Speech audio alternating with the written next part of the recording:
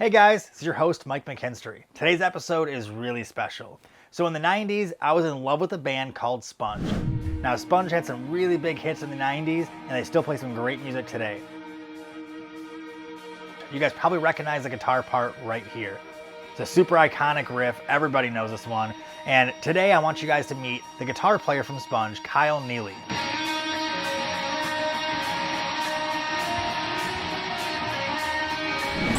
Before we get the guitars out and play some music for you later in the episode, we're gonna get the fishing rods out and put some fish in the kayaks. So stay tuned while we hit the water and we'll see you guys soon. Oh, this is nice, so I can get to the rod easier. Yep. Yeah. What are you gonna start with? Yeah, oh yeah, I'm gonna do that.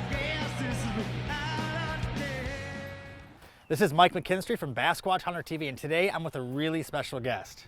Hey Mike, I'm Kyle Neely from the band Sponge, and I'm super excited.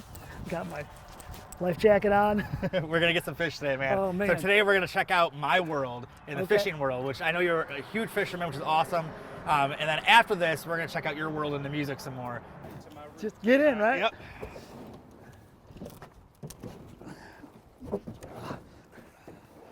All right. What's this? That's how you steer. Oh, kick ass. So, yeah, you get an 8-ball shifter.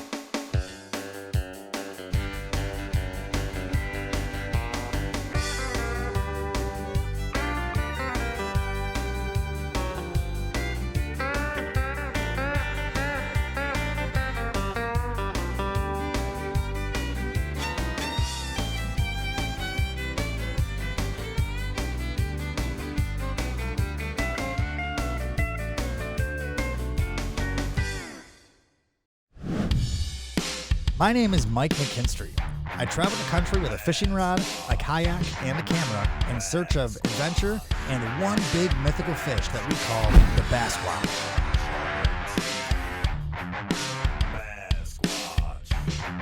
We fish for any species we can, but we have a huge passion for bass fishing.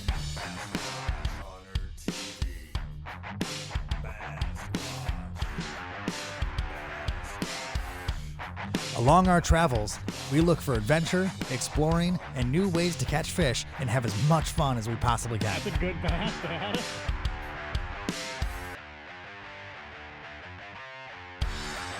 Not only do we release our fish back to the water, but we also find new and exciting ways to give back to local communities and to pay it forward. So make sure you take care of the water you touch, the fish you catch, and the people you meet. And welcome to Basquatch Hunter TV. Basquatch Hunter TV Outdoor Adventures, produced by M1 Studios. Basquatch Hunter TV is brought to you by FX Custom Rods, quality, precision, performance.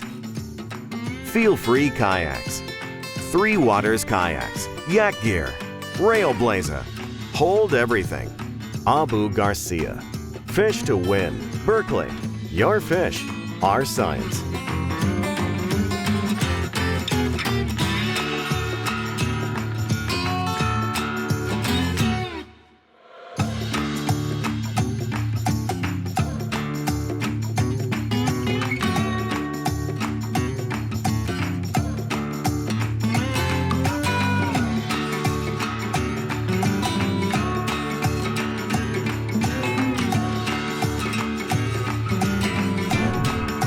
Try and stand. I want to see what it feels like.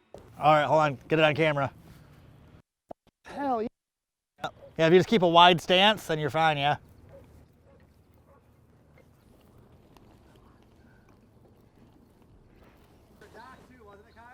Yeah, it was. I skipped it way under. So that's, I mean, that's a good sign, but not a good sign because that's a lot of work. But look, he's been eating, and he's got a, someone's chomped on him.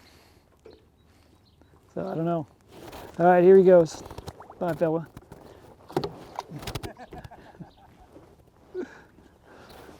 So how do you compare fishing, like being on the water fishing, to like being on the stage playing guitar? Well, oh God, I thought I had one. You don't get to do that on stage. Yeah, that would have been great. You probably lose your audience pretty quick if you're doing that. Just like I lost my fish. No, you know, it's like I was saying, it's once, I never want to leave, you know, once you get started, and like we talked just a second about that, about you get that high, you know, once you're on plane, you don't want to leave, and once you're fishing, you don't want to leave, especially if you're catching them, you know. Yeah. You just be out all, I mean, 5 hours goes by like nothing, you know. Same thing with a 90-minute set. It's just, it's like you just feel like you just got started and it's over. Yep. Well, the adrenaline kicks in as you go. So by the time you're done, you're like, I'm not ready to be done yet. Especially with a band like Sponge, where, you know, people know those songs, and you know, they're there to see the band, and they have ideas of what they want to hear, yelling out songs. It's just, Yeah. That's gotta be one of the coolest things, like seeing fans sing the song back to you. yeah, I mean, they all know, you know, not a giant audience, but it's a mighty one, you know. I mean, they're really into it. They really know the catalog, and they'll tell you if you do something wrong. You can make mistakes. You have a lot more like leeway in fishing. Like you can do things wrong and still be successful at fishing, where on stage, if you screw up a song, everyone notices it, everyone watches it, like everyone's hearing it, you know? Like a fan will call you out if you play the wrong chord. Where if you throw a cast the wrong way, a fish isn't gonna say a word, you know?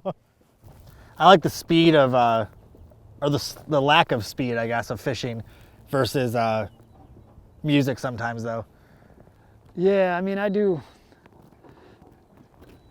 I just like being out, and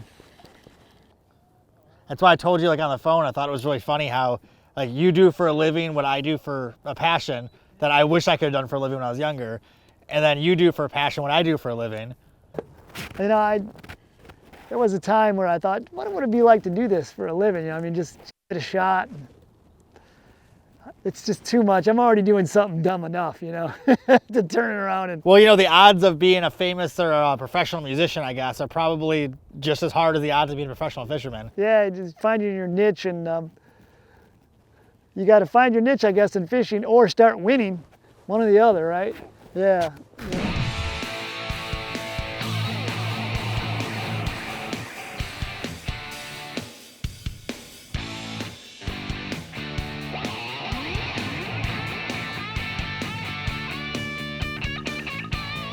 Oh, it's a largemouth. I was wrong.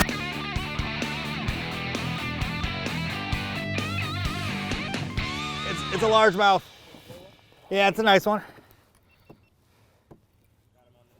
Yep. Oh.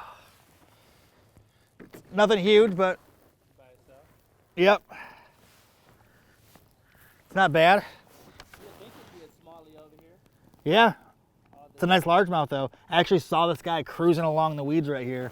I threw my Berkeley cash out bait right in front of him and grabbed it pretty aggressively actually too. I thought it was a lot bigger when I saw him swimming in the weeds. But it's a nice bass. It's a good start. More fishing is coming up next. There we go. There you go. Pike. Is that a pike? Yeah. Do you need a net or anything? Nope. Pliers? Nope.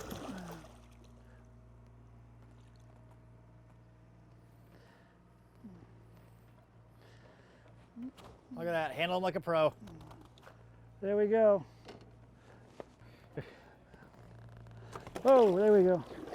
I'm gonna try and He wanted to go. gonna try and hold it like a muskie. Oh yeah, gill him.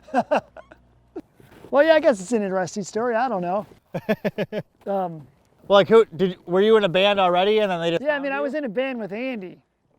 We were in a band called Solid Frog, which was an alternative rock band, you know. Okay. And we were also in a metal band called Throttle Body, which is sort of the same guys but different style, you know.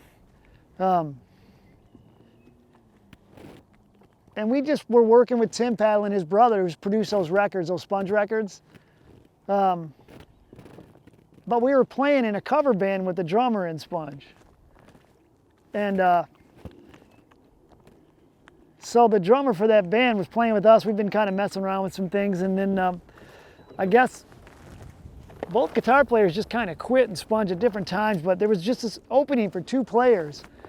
And Vinny asked the drummer for Sponge, he goes, you know, two guitar players that play good together, you know, anybody? He's like, yeah, I'm playing with guys. I'm in a cover band with these guys, just having some fun.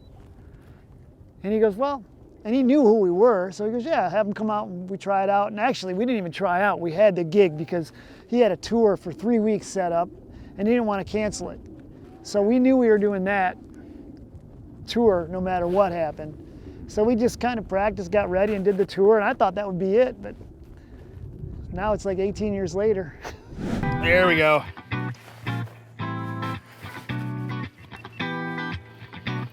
Oh, he's angry too. He was in those pads, or in those algae mats.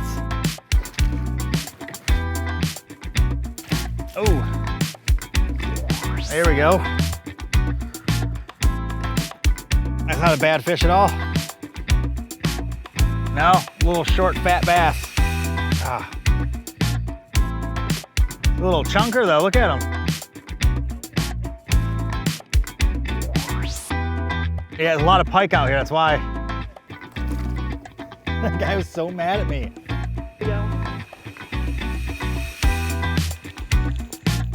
There you go. Finally, I broke the 10-inch mark.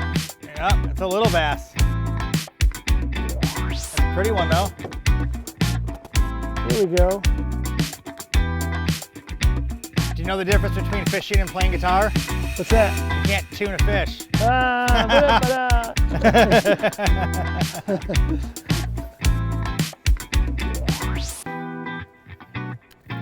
Oh no.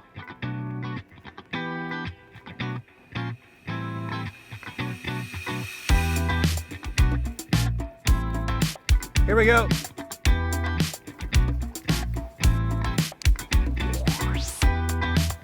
Look at the size of this rock bass. Oh, jeez. Look at the size of that rock bass.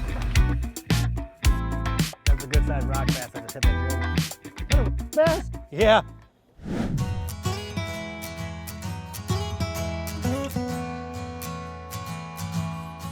It's pike. Oh, it's a pike. It's pretty though. Boom.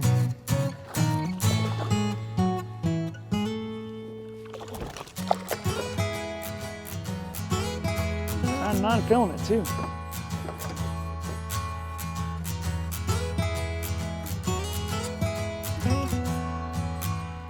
There we go.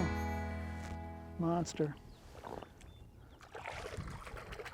So the fishing rod that's been working the best for me today is a 6'8" heavy fast from FX Custom Rods. Now this is the Extreme Angler Series bait casting rod, and I'm pairing it with the Abu Garcia Revo EXD reel with a 10-pound Berkeley X9 braid. Now the X9 braid has great castability, and the X5 is for abrasion resistance, so I'm using the X9 because I'm fishing in open water mostly, catching most of my fish on drop-offs today and in between weed beds, but not a lot of heavy vegetation or structure, so I like the castability of the X9 braid on the Revo EXD reel. And the 6'8" rod is perfect for all these tight canals we've been fishing in. I don't need a whole lot of casting distance, but I need good backbone and a solid sensitive rod. So the FX Custom rod, 6'8", has been perfect for the job.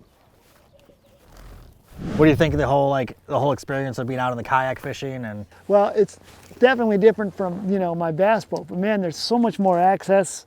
Like I was saying before, that I'm super impressed just how stable it is. Just, I mean, I don't have to, it's not a big deal to stand up. I mean, I keep thinking I got to be real careful, but man, I'm leaning and I'm standing and it's nothing, man. It's great.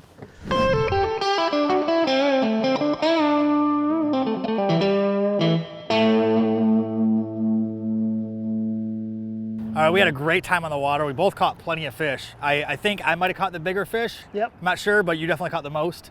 And Maybe. you had a pike in there too. Yeah, I had it a couple, I got a couple toothy. If you count all species, I think you beat me, Yeah, for sure. I'm an all species guy. So what'd you think of kayak fishing, man? What'd you think of being out there? I told you, man, I love it. I think it's great. It's the sport of the future, as they say.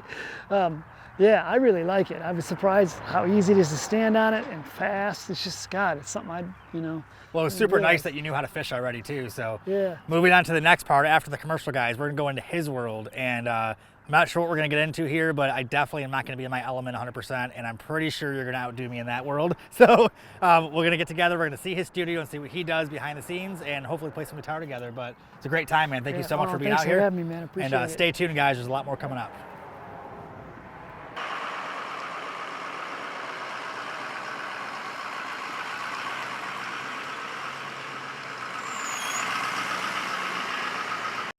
This is Mike McKinstry from Basquatch Hunter TV, and right now we're off the water and we're on dry land, but we're doing something a little bit different here. So in the first segment, you guys saw me take Kyle out on the water in my world. Now I'm on dry land in his world. We're gonna go to his guitar studio, see what he does here, and get into some music. So let's go see what we can do.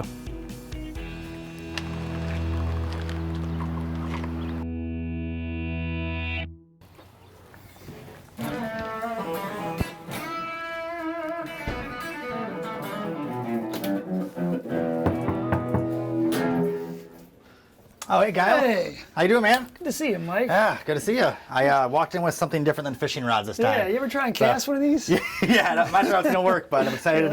Excited to be in your world a little bit. Come on and let's do it. Awesome.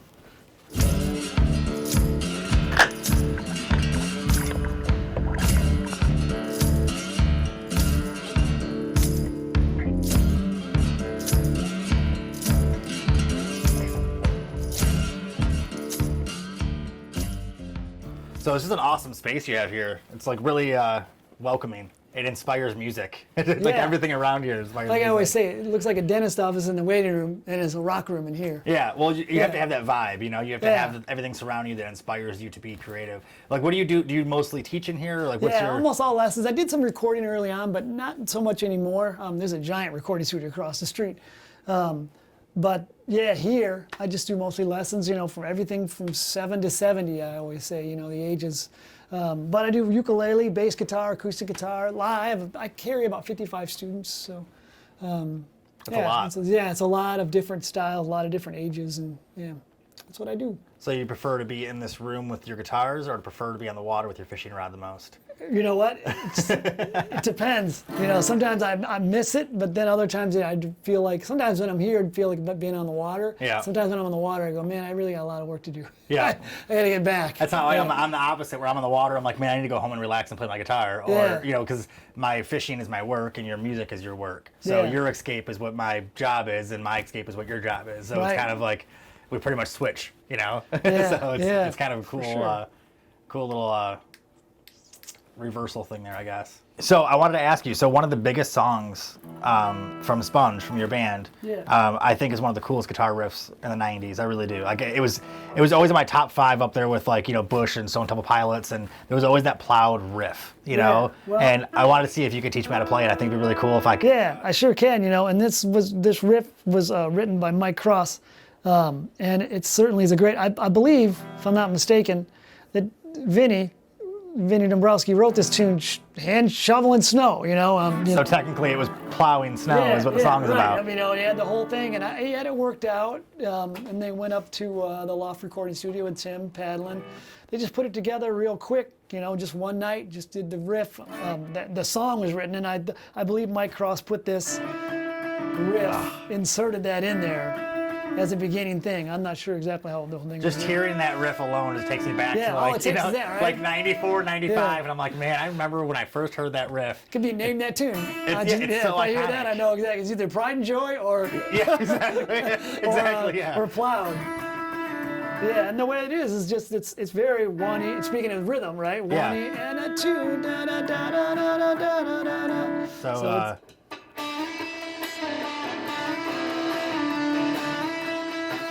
And then up to the 7th fret, which is F sharp.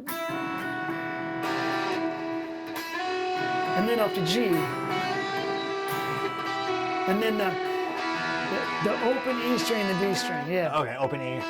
Yeah, so it goes up. That's the turnaround on it. So, what was that? Sorry, right here? Yeah, it goes. Yeah, that's it. Turns it back around. Okay. Yeah. That is so cool. Yeah. So.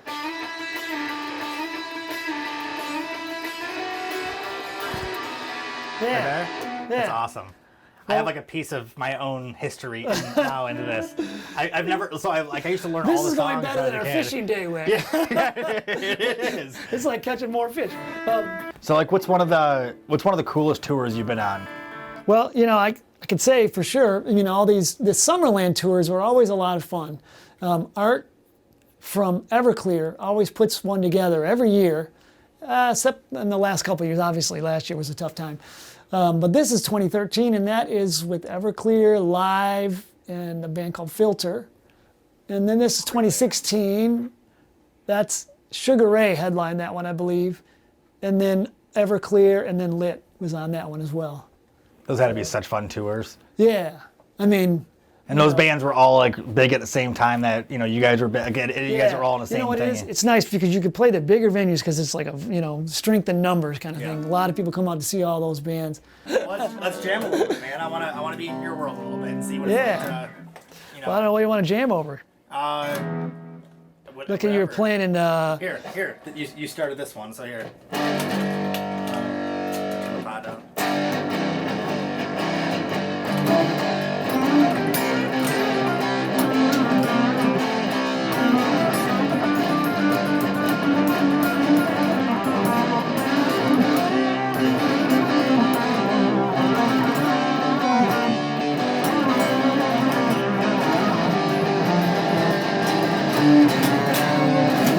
So what is it about music that drew you into it to the point where you wanted to teach? And like, were you teaching before you were in the band? Before you have you been teaching for a long time? Or? No, I've been teaching, off and on since I was in my teens. Really, I remember I had one student who was just a few years younger than me, but I knew more than he did, so I started teaching him. He was paying me to do it, and I was like, "This is pretty cool," Yeah.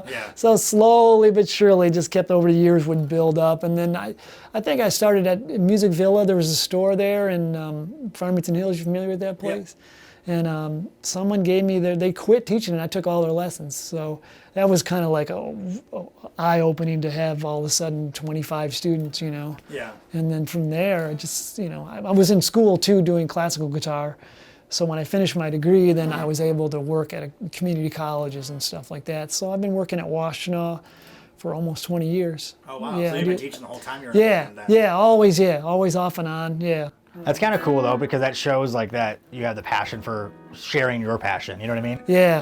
Like you have this thing where you want to share your love for music with everybody else, regardless if you have a career in it.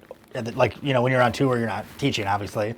But other than that, you come back and you're like back to teaching my students again. Yeah, we've been lucky to be on tour in the summer and then not have issues with being in the fall. So let me ask you this. For fishing and kids, like what do you do to keep their head in the game? Because it's the same thing, where you want them, inspire them to want to go, to go fishing again. How do you? Well, it's kind of the same idea. Like you said, you got to get them to relate to something, right? Like teach them a song that they can play to their friends or that they can feel comfortable like sharing, so it makes them want to do it more. Yeah. So like when I do fishing seminars or like even one-on-one with kids, it's the same idea. Like I like using bobbers for kids because it gives them something to watch, something to look at. They get addicted to it, and then I show them how to hold the fish. And then they want to brag to their friends and show them like, hey, look what I learned. Look what I can do. I can catch fish now. And but I also mostly like try to teach kids to just get outside in general. It's not just about fishing. It's more about like turn off the video games and pick up a fishing rod, or turn off the video games and pick up a bike, or just get outside and see what your adventure takes you.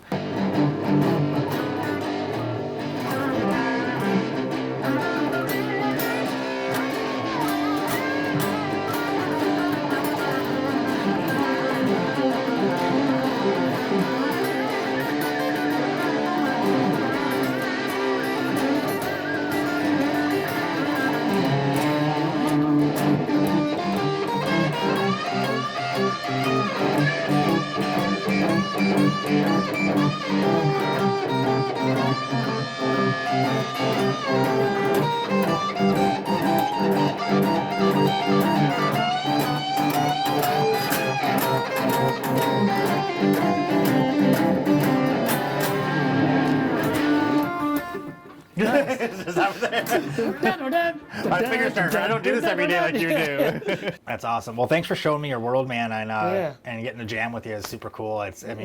Getting to learn one of the most iconic songs of my childhood was cool, but getting to play it with someone in the band is even cooler. It's like it's a huge thing for me. Definitely something I won't forget. But thank you very much. Well, thanks. I really appreciate it. All right, thanks, Mike.